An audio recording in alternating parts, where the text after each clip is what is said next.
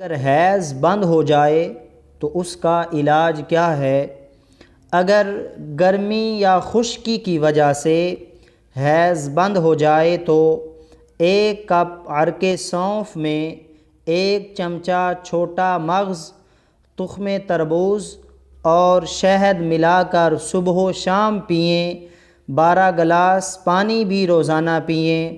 Number 2 پر ہے 5 وقت کی نماز کی پابندی، اور ہر نماز کے بعد اللہ تعالیٰ سے دعائے صحت مانگیے، اللہم عافنی فی بدنی، تو رب ذوالجلال آپ کو صحت والی زندگی عطا فرمائے گا۔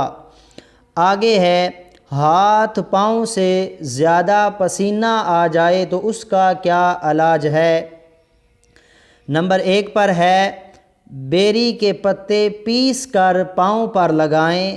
نمبر 2 پر ہے ککر کی پتیاں خشک باریک پیس کر ہاتھ کی ہتھیلی اور پاؤں کے تلووں پر ملیں۔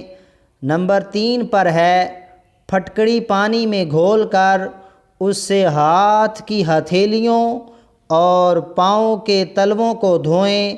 نمبر 4 پر ہے بینگن کا پانی نکال کر ہاتھ کی ہتھیلیوں اور پاؤں کے تلووں پر لگانے سے بھی پسینے کا نکلنا کم ہو جاتا ہے۔